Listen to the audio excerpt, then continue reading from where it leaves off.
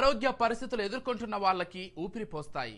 అటువంటి అవయవ దానం చేయడానికి చాలా మంది ముందు వరుసలో ఉంటారు. అలాగే ఓ పేద మహిళ అవయవ దానం చేసి కొందరి జీవితాలను నిలబెట్టింది.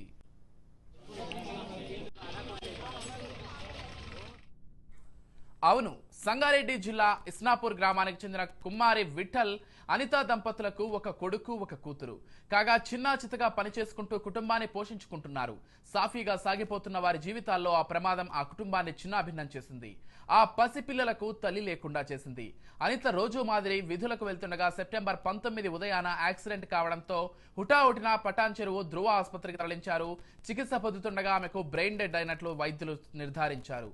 దీంతో వైద్యులు, పోలీసులు, ఉన్నతాధికారులు ఆ కుటుంబాన్ని అవయవ దానం కోసం ఒప్పించారు. అవయవదానంపై అవగాహన కల్పించారు. దానికి కుటుంబ సభ్యులు అంగీకరించడంతో ఎర్రగడ్డ ఈఎస్ఐ ఆసుపత్రిలో ఆమె గుండె, ఊపిరితిత్తులు, కిడ్నీలు, కాలేయం, కళ్ళు వంటి 8 అవయవాలను ఇతరులకు దానంగా ఇచ్చారు.